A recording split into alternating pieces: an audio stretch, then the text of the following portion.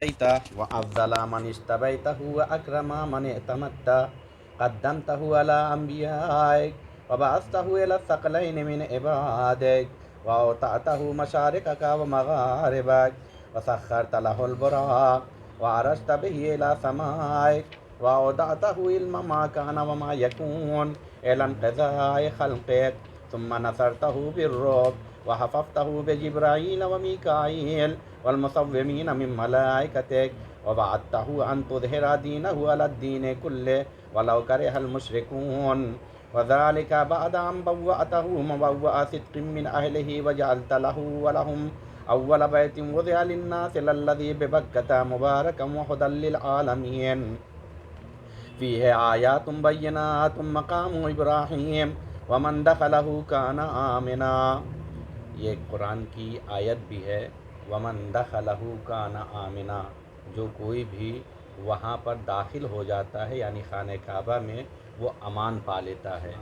یہاں تک کہ ہے کہ اگر ایک مجرم بھی آ جاتا ہے تو پھر اسے سزا اس وقت تک کہ نہیں دی جاتی ہے جب تک وہ باہر نہ آ جائے، زبردستی نکالا بھی نہیں جاتا. اتنا احترام ہے اس خانہ کعبہ کا.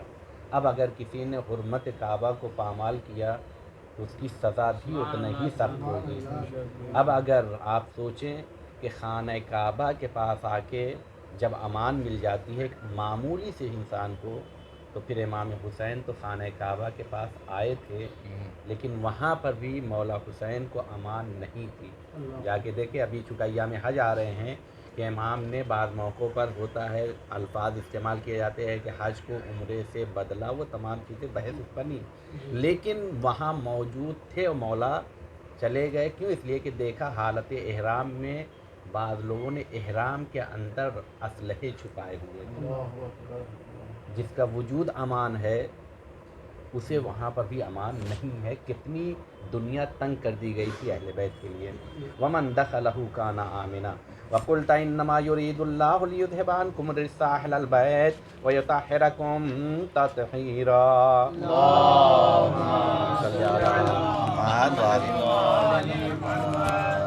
ثم جعلت أجر محمد صلواتك عليه وآله مودتهم في كتابك فقلت قل لا أسألكم عليه أجرا إلا المودة في القربى وقلت ما سألتكم من أجر فهو لكم وقلت ما أسألكم عليه من أجر إلا من شاء يتخذ إلى ربه سبيلا فكانوا هم السبيل إليك والمسلك إلى رضوانك فلما انقضت أيامه أقام وليه علي بن أبي طالب صلواتك عليهما وآلهما هاديا إذ كان هو المنذر ولكل قوم حاد فقال والملأ أمامه أن كنت مولاه فعلي مولاه اللهم وآل من والاه وعاد من عاداه وانصر من نصر واخذل من خذل.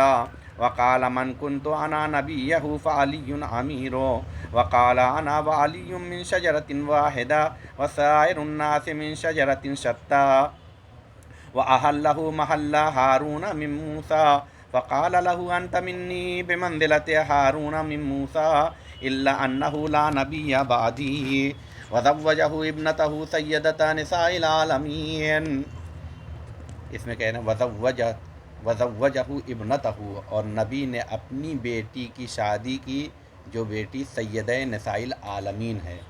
یہاں پر بی بی طاہرہ کے لیے سیدہ نساء العالمین کہا گیا ہے.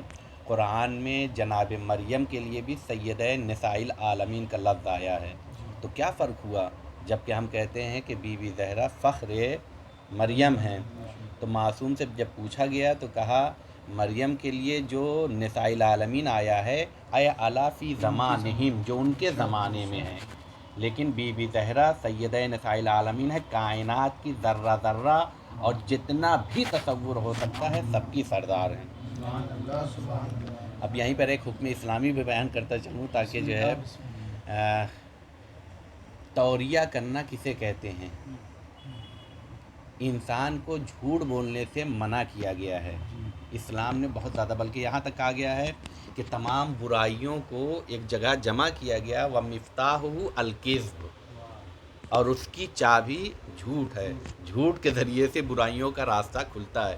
لہذا اگر ان راستوں کو بند کرنا ہے تو کیا کرے؟ جھوٹ سے بچے.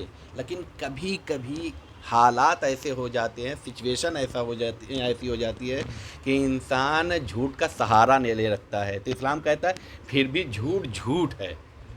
لہذا فقہ اسلامی میں بحث ہوتی ہے، بعض جگہوں پر ہم کو کہا گیا جیسے غیبت کرنے کے لیے، تو کیا غیبت پھر اچھی بات میں بدل جاتی؟ کہا نہیں، مصلحت اس کی بڑھ جاتی، اس وجہ سے پرمیشن دی جاتی ہے، کیونکہ منافع کو خیال رکھا جاتا ہے۔ ایسے جھوٹ کے لیے جب کہا گیا تو کہا کہ جھوٹ سے انسان پرہیز کرے، لیکن اگر کبھی ایسے حالات ہو جاتے ہیں تو کیا کرے؟ توریے سے کام لے، جھوٹ سے نہیں۔ لہذا کسی عالم دین سے پوچھا کہ تمہارا، جیسے ایک آپ کو یاد ہوگا کہ آغائے قاضی نور اللہ شوستری کے بارے میں ہے جو ملتا ہے کہ ان سے پوچھا گیا تو انہوں نے کہا 4 یارم 4 یارم 4 یار، کہ آپ کا مذہب چونکہ بتایا گیا کہ وضو ایسا کرتے ہیں فلاں ایسے ہے، یہ کس کو خلیفہ مانتے ہیں؟ کہا 4 یارم 4 یارم 4 یار، یعنی میرے 4 دوست ہیں 4 دوست ہیں 4 کو 3 سے آپ کیجئے تو 12 ہوتے ہیں، صحیح ہے؟ تو وہ سمجھ رہا تھا، تاکید کر رہے ہیں، یہ حقیقت بیان کر رہے تھے۔ اسی طریقے سے توریہ ہوا، کیونکہ توریہ کہتے کسے ہیں؟ توریہ کا مقصد یہ ہوتا ہے کہ ہم بولیں، جیسے سیاسی لوگ نہیں کہتے میرا مقصد یہ تھا، میڈیا نے اسے ایسا کہہ دیا، یہ سمجھنے کی ضرورت ہے، توڑ مڑوڑ کے پیش کر دیا۔ ذو معنی یعنی ہم کچھ مراد لیں، کیونکہ ہم نے تو اپنے اعتبار سے صحیح معنی مراد لیا تھا، سامنے والا کچھ اور سمجھے، اسے توریہ کہا جاتا ہے۔ لہذا اس جملے سے جو ہم نے کہا وَزَوَّجَهُ ابْنَتَهُ، یہاں پر کسی سے پوچھا گیا آپ کس کو مانتے ہیں، تو جملہ کا من بنتہ فی بیتہ، میں اسے مانتا ہوں جس کی بیٹی اس کے گھر میں ہے۔ اب اس میں 2 طرح سے سمجھ میں آتا ہے، جس کی بیٹی اس کے گھر میں ہے یعنی پہلے کی بیٹی رسول اسلام کے گھر میں ہے، اور دوسرا نکلتا رسول اسلام کی بیٹی علی کے گھر میں ہے، زوجہ ابنتہ، صحیح ہے؟ تو اسے کہتے توریہ۔